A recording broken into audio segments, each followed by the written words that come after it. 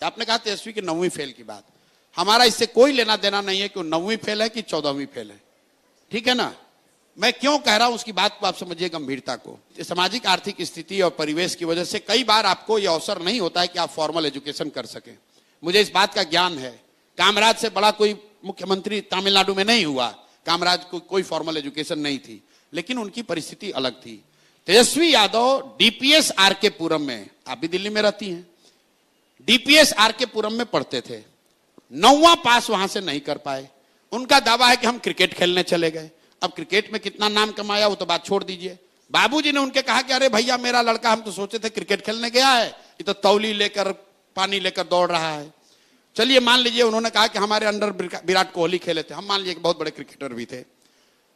Cricket छोड़े हुए उनको कम से कम 20 वर्ष हो गया। बिहार के गांव देहात में चलिए, सामान्य परिवारों में आपको महिलाएं मिलेंगी, आप पूछिएगा कितना पढ़ी हैं तो बोलेगी बीए किए हैं। फिर आप पूछिए भाई बीए कब कर लिए तो बोलेगी कि हमारे बाबूजी थे ना तो हमको 8वीं तक पढ़ाए थे, लेकिन हमारा जब शादी हुआ पढ़ाई छूट गया, शादी हुआ तो हमारे पति ने हमको मैट्रिक कराया, फिर भैया बचवा बाल बच्चा हो गया ना तो पढ़ाई छोड़ दिए, लेकिन जब लड़का सब बड़ा हुआ तो कॉरेस्पॉन्डेंस से बीए किए। ये उस महिला का शिक्षा के प्रति आदर और सम्मान दिखाता है। वो दिखाता है कि वो महिला की शिक्षा के प्रति सोच क्या है। तेजस्वी यादव का 9वीं पास नहीं करना यह दिखाता है कि इस व्यक्ति की शिक्षा को लेकर सोच क्या है। भाई आप उस समय नहीं पढ़े, क्रिकेट खेलने चले गए, अब पढ़ लो, अब मैट्रिक पास करके दिखा दो।